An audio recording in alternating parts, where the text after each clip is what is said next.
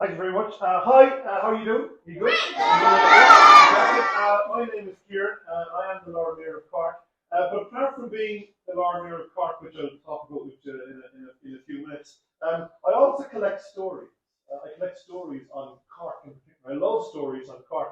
And I want to tell you just one story, if I can. Is that all right? Just one story. And of course, every great story begins with once upon a time. And once upon a time, there was actually a student like you waiting for the Lord Mayor of Cork to arrive. And of course, every student's life begins in junior infants. So when the Lord Mayor kind of came into our student of our story in junior infants, the student of our story just looked up to the Lord Mayor and went, "Well, that's a really cool gold chain."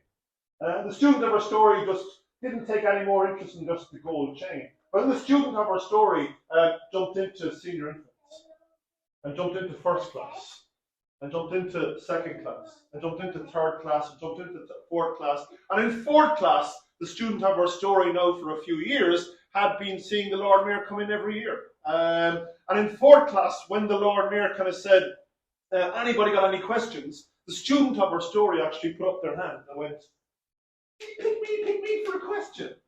And the Lord Mayor said, "Yes, student, what's your question?"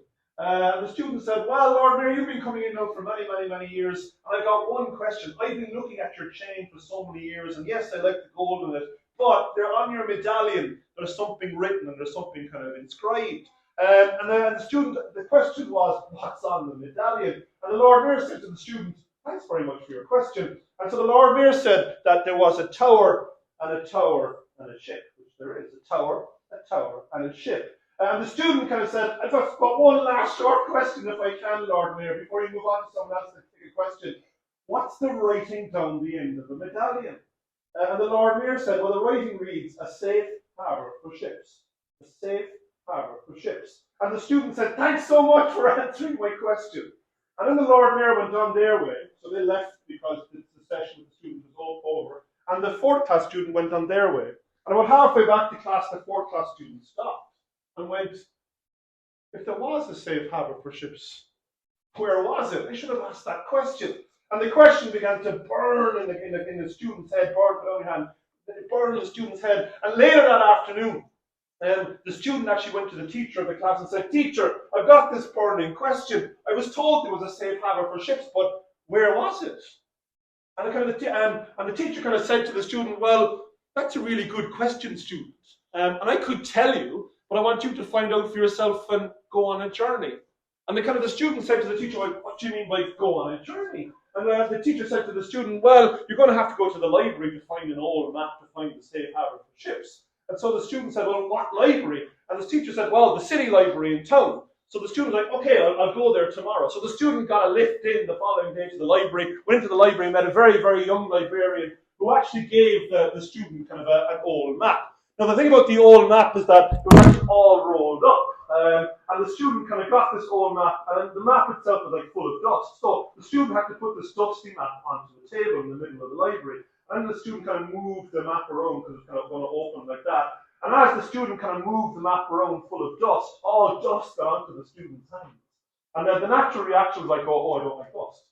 Now the student's like, "Oh no, I've actually put dust onto my uniform. That's not really good." And then the student began to roll out the map.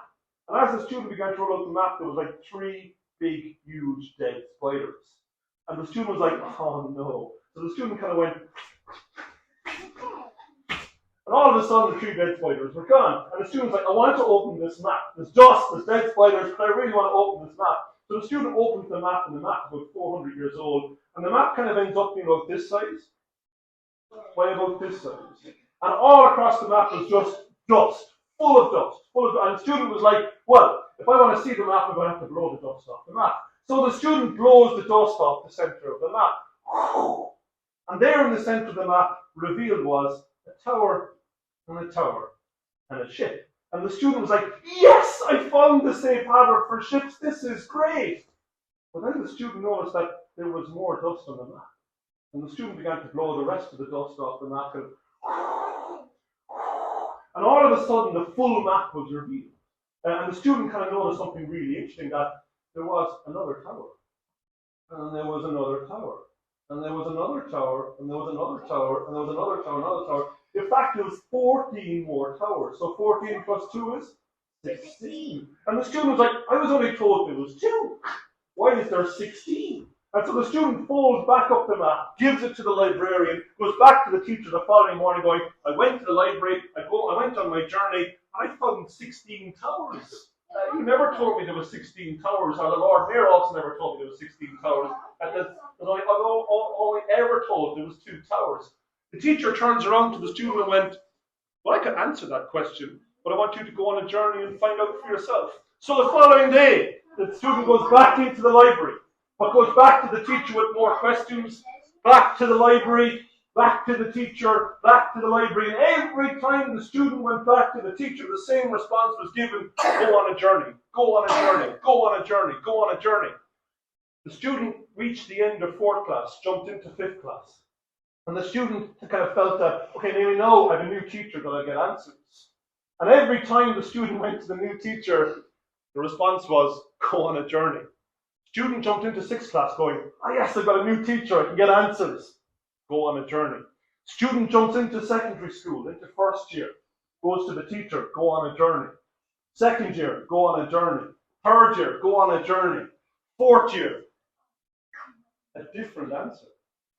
This was the first time in years the student actually got a different answer. Now, by this point in time in our story, the student actually collected so much information on the safe harbour for ships, had discovered so much about the history of Cork, and the student got really, really excited about it. But every time going back to the teacher was like, I could tell you, but go on a journey. But in 4th year, the response was, at this point in time, student, you've actually collected so much information. You should actually tell the story to somebody else. You should actually show your work to other people. And the student was like, well, what can you give me? Can you tell me what I should actually do? And the teacher said, perhaps you should actually start giving tours to people, actually show people around. And so what happened is that the student actually ended up showing people around and going, I want to physically show you where the castles are over here. I want to physically show you all the kinds of all the old maps. And the student began to give tours and really, really, really, really enjoyed it.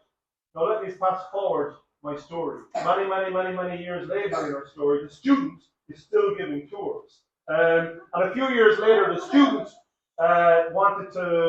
spotted something of interest. The student actually wanted to get elected to City Hall to represent 200,000 people, and the student actually got elected and became a thing called a councillor, a representative of the city. And then last June, the student of the Dusty Maps became Lord Mayor of Cork. So my big reveal to you here this morning is that I am the student of the Dusty Maps and the flicker of the three-bed spiders. So, but why am I saying this to you? Because every time I went back to my teacher, the message was always to me kind of going, go on a journey, go on a journey, go on a journey. So my message to you here this morning is, go on a journey. And some of you will end up looking at old dusty maps and flicking three-bed spiders off old maps. But some of you here will become, I don't know, doctors, engineers, vets, people who look after people in the city, might set up your own business. You might look after people in the city, but whatever you want to do, your journey must start now. My journey started with flicking 3 dead spiders off the map, and I ended up being Lord Mayor of Cork. 3 dead spiders, Lord Mayor of Cork. So you never know where your journey leads to. So my first message is to go on a journey. And coupled with that, I've actually brought you 2 gifts. My first gift is actually a bookmark for each one of you. And on the bookmark actually is a picture of the medallion of the 2 towers of the ship and the safe harbour for ships. And on the back of this is information on, it's what I call the first thing I ever researched. So I'm actually giving you the story of the safe harbour for ships. And some of you will keep this for a day, and some of you will keep this for a month, and some of you will keep this for a year, 5 years, 10 years. But when you're finished with it, what I want you to do is actually hand it to somebody else and kind of go, here's the story of the safe harbour for ships. Go on the journey. No, my second gift to you is that I can give you a homework off today. That's my second gift to you, which I have to give. Now keep in mind, it's a Lord Mayor's homework off pass. Do not use the Lord Mayor's homework off pass on an evening you do not get homework, because that would be not good. That would be not good. Now before I open the floor for questions, there's maybe one other thing I need to tell you. This chain I'm wearing is chain number 4 in Cork history. Chain number 1 from 800 years ago is missing in time. It's missing. If you find it, email me because I've been searching for it all my life. Chain number 2 from 700 years ago is also missing. You find it, email me. Chain number 3 from 400 years ago is safe in the museum in a cabinet at Fitzgerald's Park. It's gorgeous, gorgeous silver necklace. And this is chain number 4. And on the back of the medallion with the 2 towers and the ship, the city's coat of arms, there's writing. When I became Lord Mayor in June, one of the first things I did, because I'm a really curious person, I'm a student of dusty maps, get a magnifying glass. And up the top of the writing it says, this chain was created in 1787. This chain is 236 years old. So you can imagine all the people that this chain actually has met. And this morning it's meeting you probably for some of you for a 4th and 5th time, and for some of you it's your first time meeting this particular object. No, the thing about 1787 is that yes, it's quite a long time ago. Now I'm going to stop talking because I can tell stories and stories and stories. I collect stories. No, I'm going to open the floor for questions. We've got about 10 minutes for questions. So maybe we can take 8 or 9 kind of questions, and we might start. I think you have your hand up. You have your hand up there first.